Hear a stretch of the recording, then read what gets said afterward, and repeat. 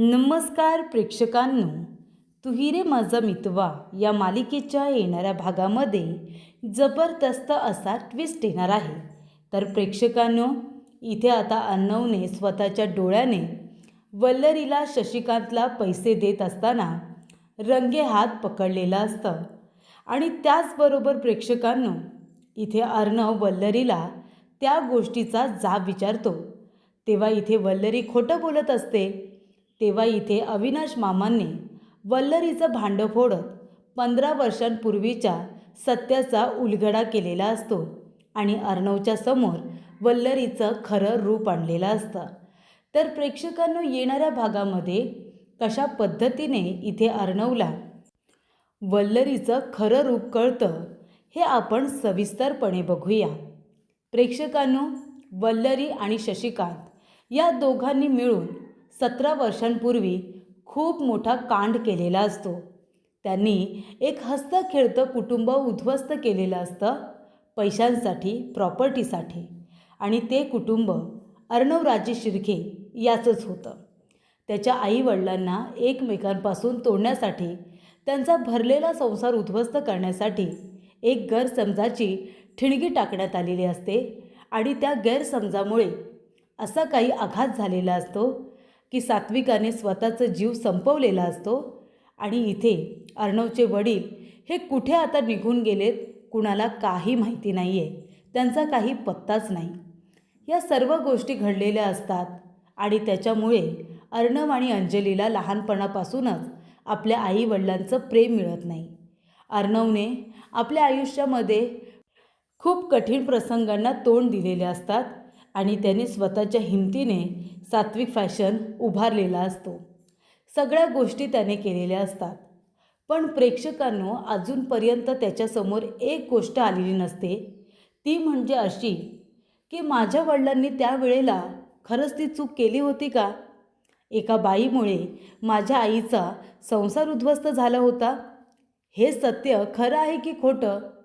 तेव्हा आता इथे अर्णवला समजलंय की हे सगळं सुप्रियामुळे झालं होतं.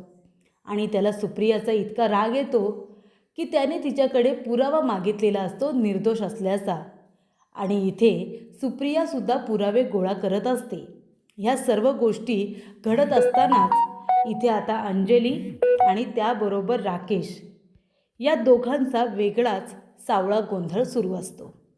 आणि त्याच्यामध्ये अर्णव आपल्या बहिणीला सांभाळत असतो. एका बाजूला सुप्रिया वल्लरीच्या विरोधामध्ये पुरावे गोळा करत असते आणि एका बाजूला अंजली अर्णवला इथे माफ करायला तयार नसते.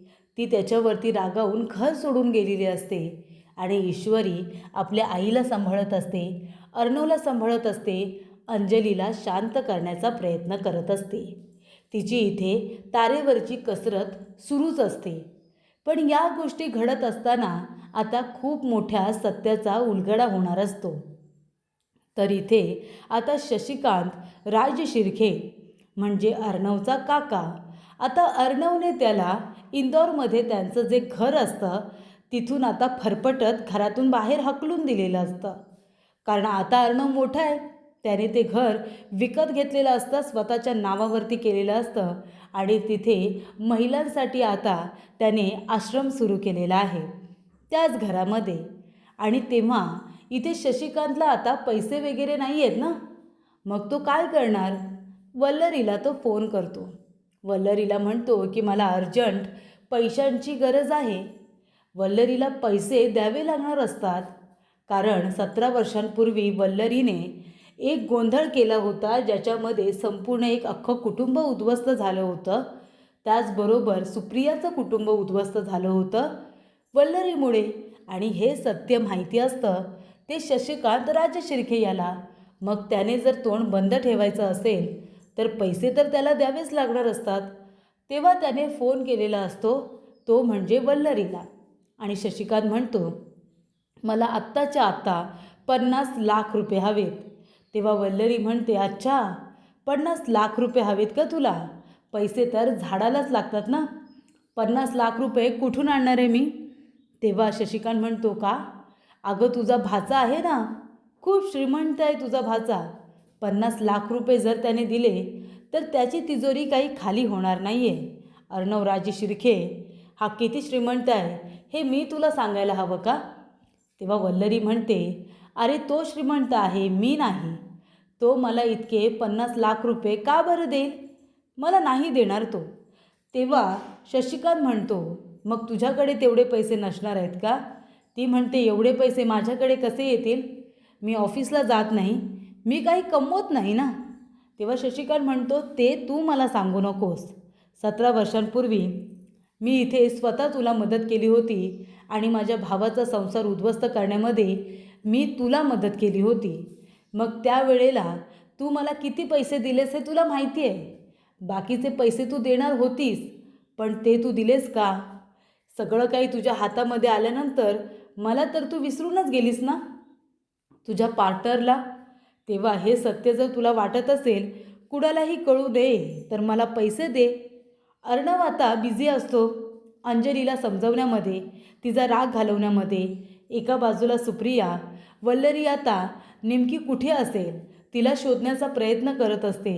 ज्या वेळेला तिने वल्लरीला मार्केटमध्ये बघितलेलं असतं, त्याच आजूबाजूला CCTV कॅमेरे आहे का ती चेक करत असते, जेणेकरून कुठलं तरी CCTV फुटेज मिळेल आणि त्याच्यामध्ये ती बाई आहे हे सुद्धा सुप्रियाला कळेल. अशा बऱ्याचशा गोष्टी एका बाजूला सुरूच असतात. आणि तेव्हा इथे अर्णवच्या समोर आता नियतीने खूप महत्त्वाची गोष्ट आणून दिलेली असते. वल्लरी म्हणत असते, मी तुला इतके पैसे देऊ शकत नाही शशिकांत. तेव्हा तो म्हणतो, हे बघ, मी आता मुंबईमध्ये आलो आहे आणि पैसे घेतल्याशिवाय तरी मी परत जाणार नाही. तू जर पैसे द्यायला तयार नसशील तर आता अर्णवच्या घरी येतो, त्याला भेटतो आणि त्याला सगळं काही सत्य सांगतो. आता तू मला सांग, तुला काय हवं आहे ते. मी येऊन सत्य सांगायला हवं आहे की तू येऊन मला पैसे देतेस ते सांग. तेव्हा वल्लरी म्हणते, हे बघ शशिकांत, तू मला ब्लॅकमेल करतोयस मला कळतं आहे, पण असं काही करू नकोस जे तुला महागात पडेल. सगळं आळ तुझ्यावरती लोटून मोकळी होईल, कळलं तुला? तेव्हा आधीच ती म्हणते की ती सुप्रिया आली आहे इथे, ती माझ्या मानगुटीवरती बसली आणि आता तू सुद्धा आलायस का माझ्या मानगुटीवरती बसायला? तेव्हा शशिकांत म्हणतो, लवकर बोल, पैसे घेऊन येतेस का की येऊ घरी? तेव्हा ती म्हणत असते, हे बघ, 50 लाख रुपये मला एकाएकी तुला द्यायला मिळणार नाही. आता मी तुझ्यासाठी 20 लाखाची अरेंजमेंट कशी तरी करू शकते, पण बाकीचे पैसे मी तुला नाही देऊ शकणार.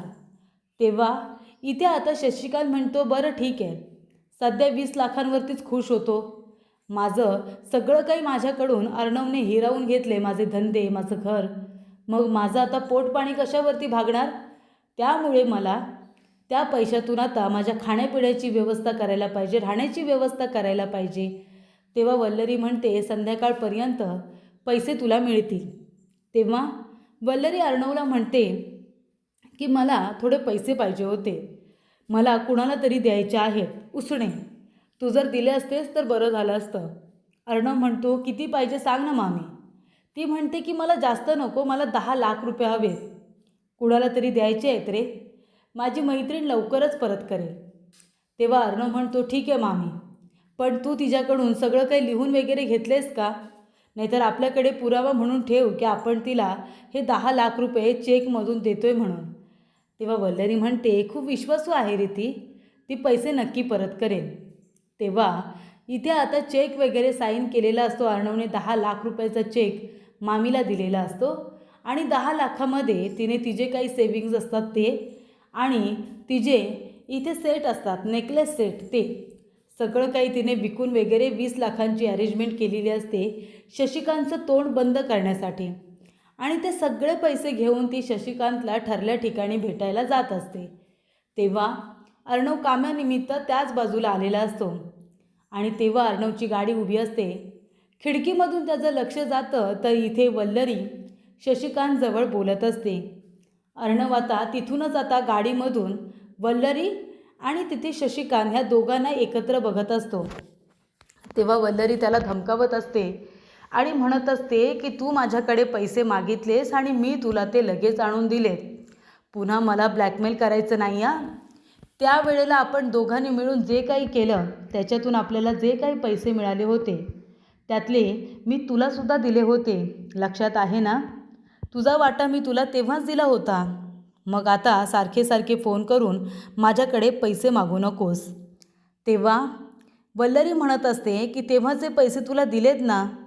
तर शशिकांत म्हणतो, अगं बाई, तेव्हा मला पैसे देऊन तू मोकळी झालीस, पण आता सातत्याने पैसे कुणाला मिळतात? तुलाच मिळतात ना. मला तर काहीच मिळत नाही. मग थोडीशी जर कृपा माझ्यावरती केलीस तर काय वाईट होईल का तुझ्यासाठी? तेव्हा ती म्हणते, आता हे पैसे घ्यायचे आणि हे तुझं तोंड आहे ना ते कायमचं बंद ठेवायचं, कळलं तुला? तेव्हा वल्लरी म्हणते, आणि पुन्हा मला भेटायला बोलवायचं नाही. इथे सगळेजण अर्णवला ओळखतात, आम्हाला ओळखतात. जर तुझ्याबरोबर कुणी बघितलं आणि अर्णवला सांगितलं ना, माझी वाट लागेल, कळलं तुला? तेव्हा ती आता पैसे देते आणि त्याला धमकावून बोलत असते. तेव्हा इथे त्याचा काका म्हणजे शशिकांतसुद्धा तिच्याबरोबर धमकावूनच बोलत असतो. तेव्हा अर्णव म्हणतो की मामीची या शशिकांतबरोबर काय ओळख आहे आणि तिने या शशिकांतला एवढे पैसे कसे दिले? मी आता तिथे जाऊ पण शकत नाही, कारण त्याची गाडी इथे सिग्नलला उभी असते आणि तेव्हा तिथून तो वल्लरी आणि शशिकांत या दोघांना एकत्र बघतो. तेव्हा अर्णवला आता टेन्शन आलेलं असतं की नक्की ह्या दोघांचं काय चाललं होतं, मामीने एवढे पैसे त्याला का दिले. तेव्हा तो चेकसुद्धा आता देताना अर्णवने बघितलेलं असतं. तर इथे मामी घरी आलेली असते. अर्णव म्हणतो, मामी कुठे गेली होतीस तू? मामी म्हणते, अरे तुला सांगितलं होतं ना, मी माझ्या मैत्रिणीला भेटायला गेले होते, जिला पैशांची खूप गरज आहे. देईल ती पैसे आपल्याला लवकरात लवकर देणार आहे, तू नको काळजी करू. तेव्हा अर्णव म्हणतो, नाही नाही, मला पैशांची काळजीच नाही आहे. पैसे तू नक्की कुणाला दिलेस ना, त्याची मला काळजी आहे. कुणाला दिलेस तू पैसे? तेव्हा इथे आता ती म्हणते वल्लरी, कुणाला म्हणजे मैत्रिणीला. तेव्हा अर्णव म्हणतो, कुणाला?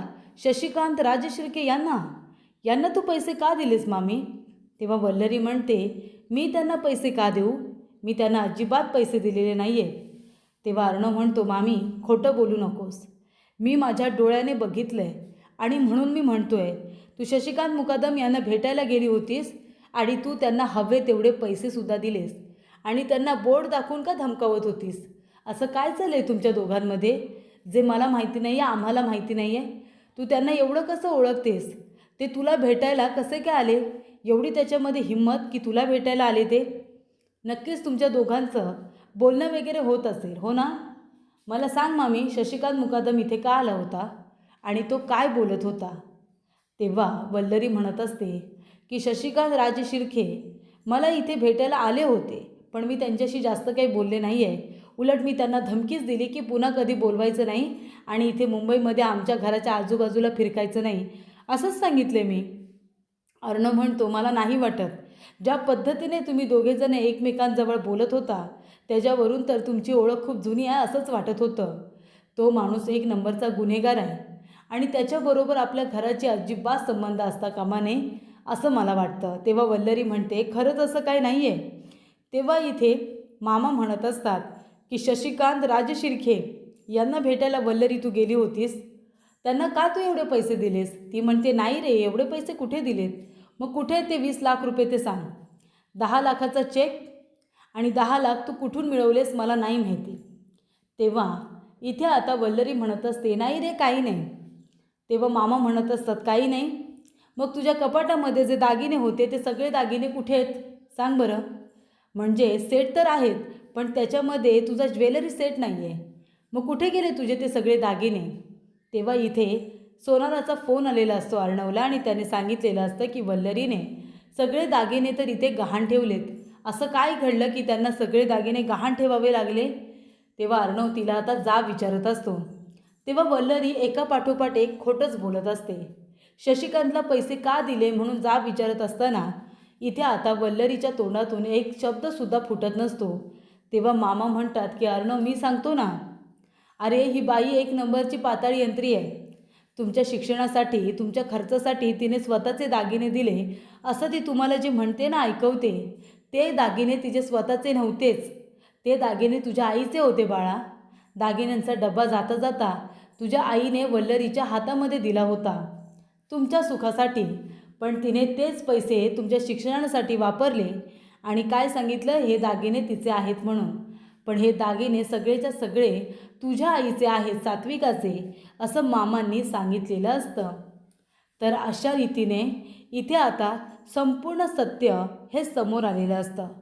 म्हणजे अर्णवने शशिकांत राजे शिर्के यांना वल्लरीबरोबर बोलताना ऐकलेलं असतं, बघितलेलं असतं आणि तिने त्याला पैसे का दिलेले असतात म्हणून जाब विचारत असतो. आणि तेव्हा इथे मामांनी सांगितलेलं असतं की दागिने वगैरे तुझ्या आईचे सगळे ही वापरते आणि शशिकांत मुकादमला नक्की तिने का पैसे दिले ते मला पण कळलेलं नाही आहे. पण प्रेक्षकांनो, 17 वर्षांपूर्वीचं भांडं इथे आता फुटलेलं असतं. तर ते दागिने माझ्या बायकोचे नसून ते दागिने सात्विकाचेच होते या गोष्टीचा खुलासा मामाने केलेला असतो.